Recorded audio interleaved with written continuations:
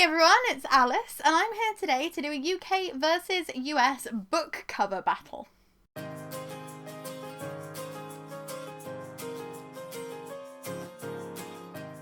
So we've done similar videos to this in the past. Sean has looked at the most beautiful book covers from around the world, and I have done a best and worst covers globally, but we've never actually done a UK versus US cover video. So I thought that today I would gather up 15 books, some that I've really loved, some that I'm looking forward to reading, and compare their UK and their US covers to see which is the best. So I don't own most of the US editions of these, so Sean will kindly edit the pictures in. So we're going to try and remember to do UK on this side and US on this side. So hopefully you'll know which covers are which. And if you disagree with any of my choices, remember to let me know down in the comments, because some of these are really obvious to me. Like, if you think that the other cover is the right one, you are wrong. But some of them I'm still a little bit torn on because they're either very, very different or very, very similar. So without further ado, let's go ahead.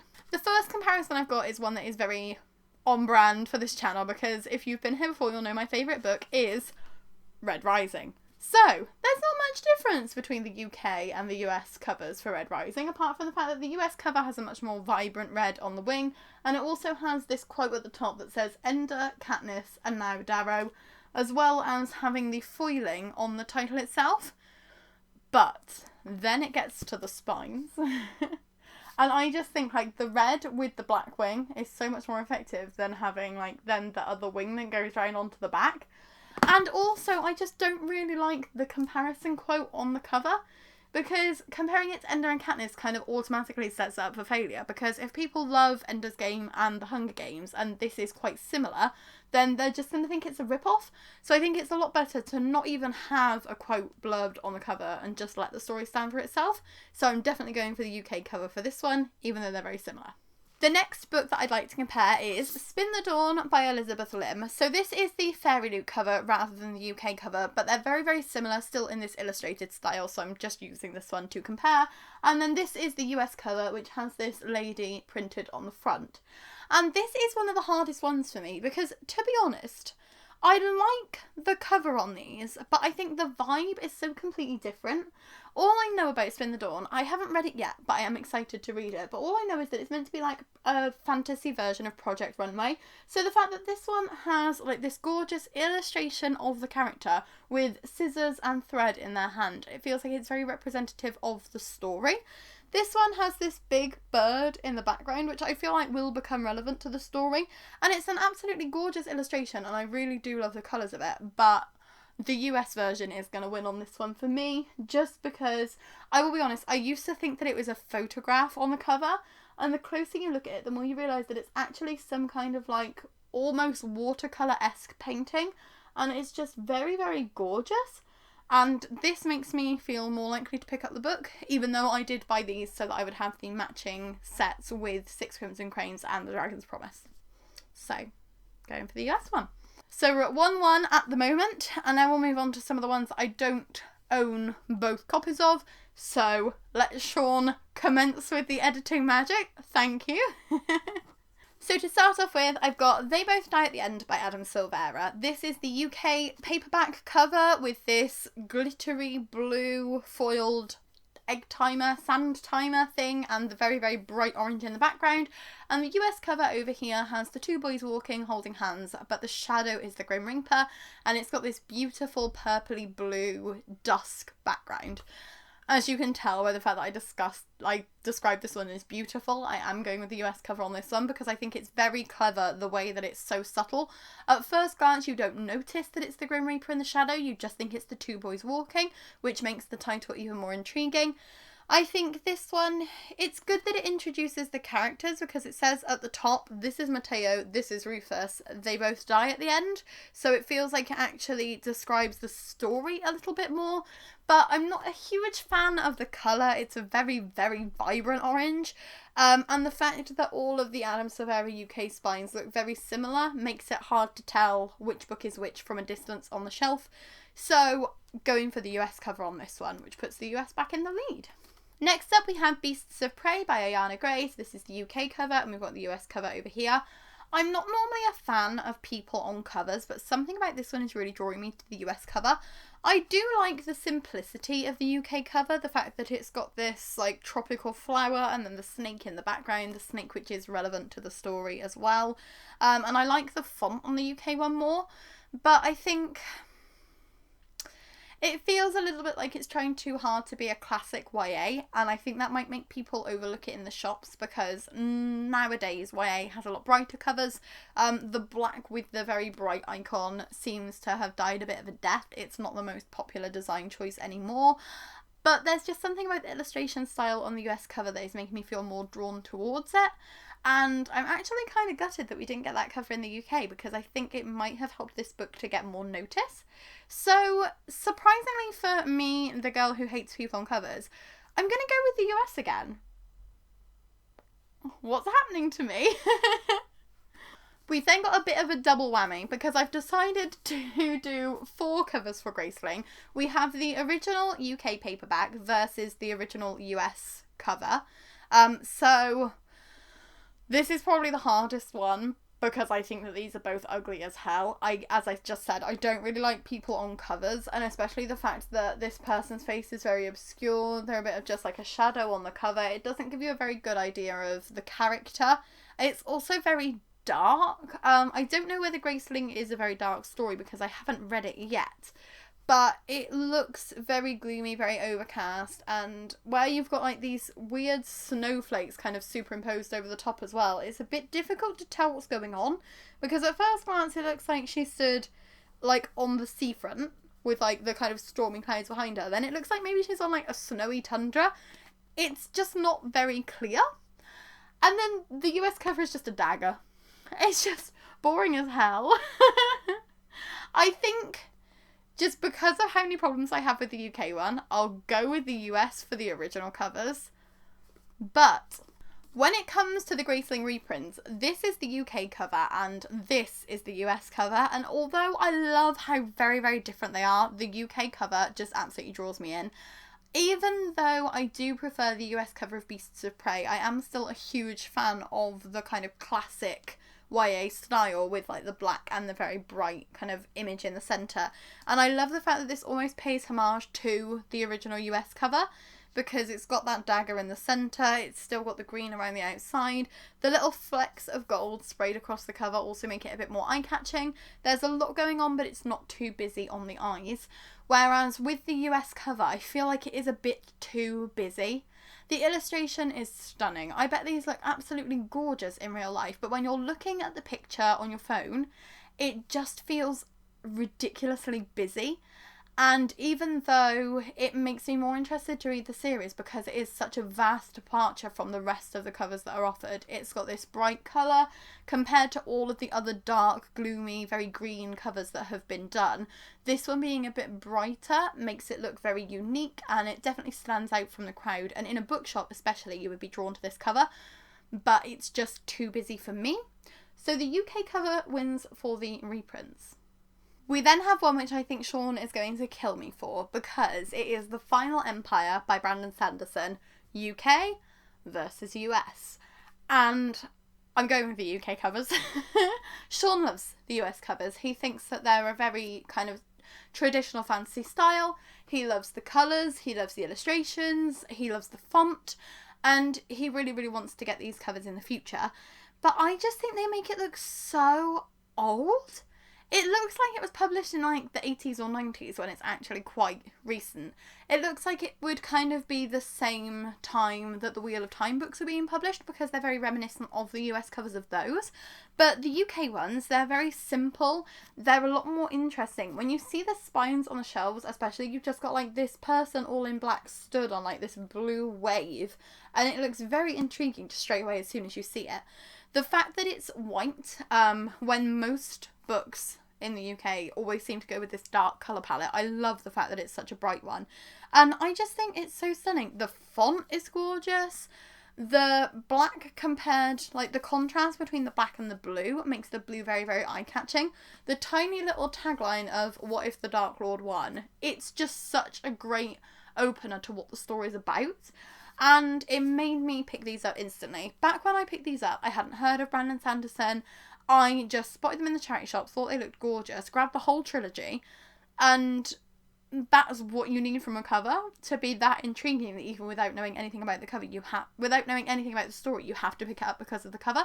So I'm going with the UK one. I'm sorry, Sean, I know that that's going to make you hate me, but the UK ones are just too gorgeous.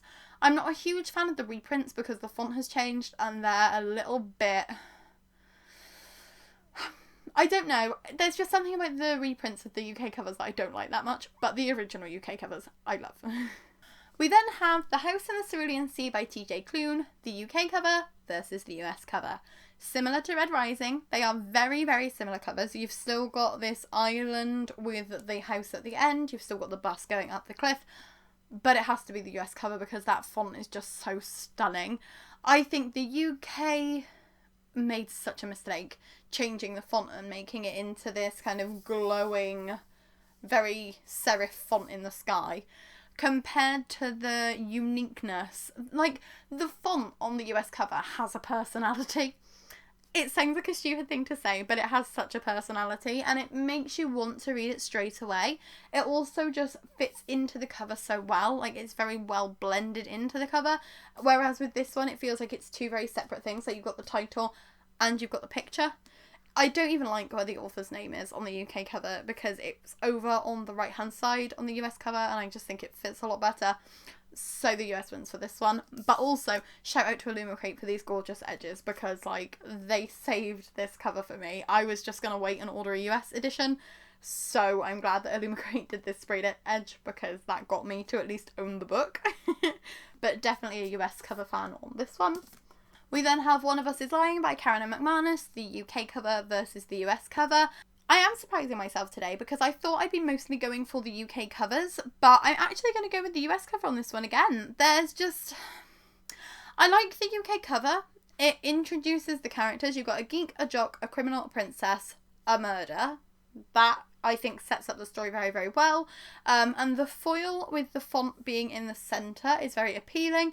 The people walking at the top, very appealing. But there's something about this US cover where it's got the faces kind of ripped out and you've got the red, almost lipstick-esque writing over the top. I think it grabs my attention straight away. It makes me want to read it. It looks like it's kind of verging on like an adult thriller. It looks a lot more thrilling and a lot more like a murder mystery than it is. So I guess it is kind of false advertising because it makes it look a lot more exciting than it is. I liked this book, don't get me wrong. It is a very solid story, but the US cover makes it look a lot more exciting than I found it to be. So I'd definitely be drawn towards that one more, and I think I would have picked it up a lot sooner if I'd had that cover in my hands. So US cover wins again. Surprisingly.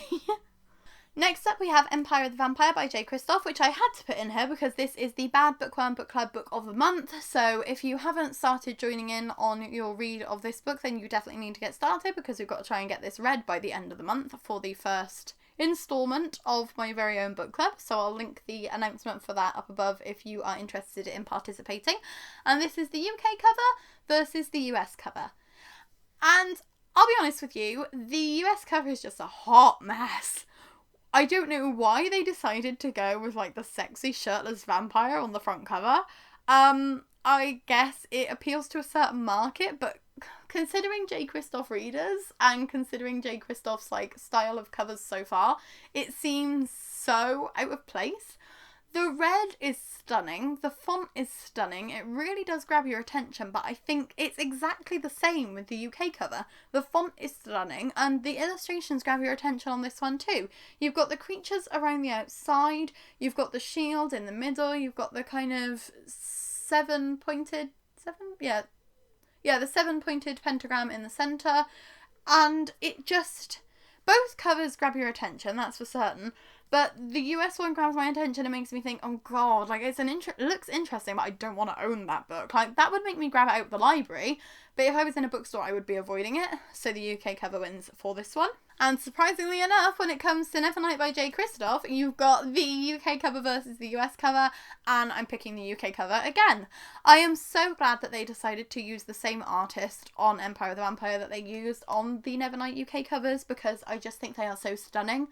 The US covers are very stark, they grab your attention and they look very intriguing, And I think they also tell you a little bit more about the story. Like, you can tell it's an assassin, you can tell you got a female main character, and that is introduced very well.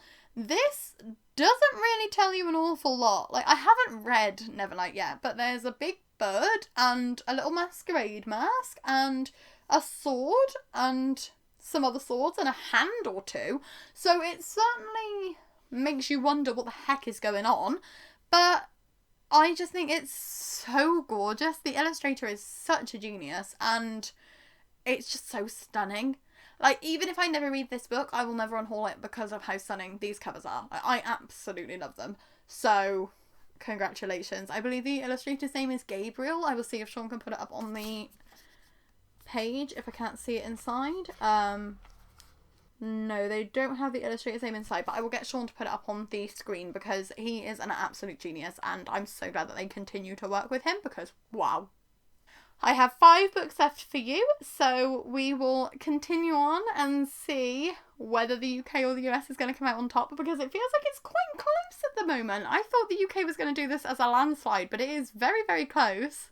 So next up we have The Vanishing Half by Britt Bennett. This is the UK cover and this is the US cover, and I love the fact that these are so similar.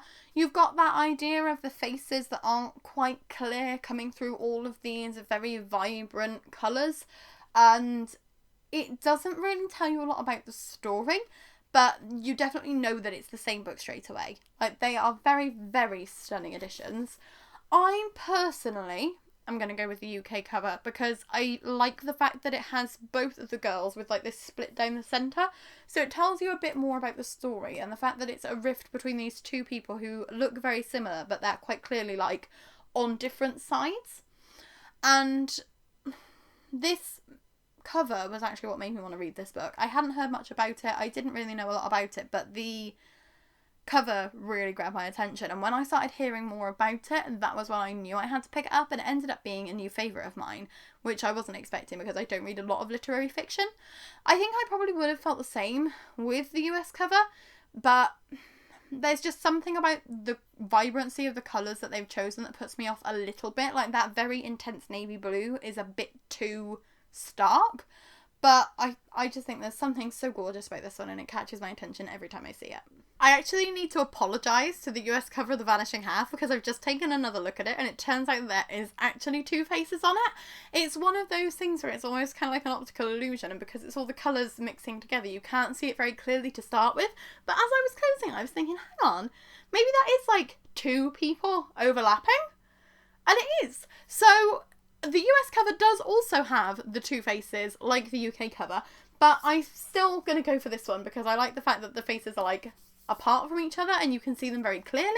The fact that the US one is like an optical illusion makes you want to look at the cover more, and it does make your brain work a little bit harder to decipher what's going on, but I think the fact that the characters are separate on the first one, on the UK one, rather than overlapping, is a bit more effective. So it's still the same winner, but I was completely wrong about the cover. We then have The Space Between Worlds by Micaiah Johnson. This is the UK cover and this is the US cover, and you would never know that this was the same book. I can remember when Illumicrate announced that they were doing this one, and I thought everybody had lost their marbles because Illumicrate always put spoiler card pictures up that look very similar to the covers of the books that they're picking, and I had only seen the US one, and I was like, why the hell is everybody thinking it's The Space Between Worlds when it looks nothing like the cover? Because this is one of the most stark contrasts between the covers I've chosen today, and one of the most different covers that I can think of off the top of my head at all. I like the UK cover because of this, like, all of these, like, very neon pink lines, and the fact that it's got, like, the space here and there's the overlaps at the top. It's a very interesting choice for the cover design, especially with this face, like, popping out between the lines and going kind of slightly over the words. But the US cover is very interesting as well because it is this beautiful kind of sunset, sunrise kind of palette. You've got 2 characters walking away from each other, like up the kind of side of the page, and I like the font a lot more.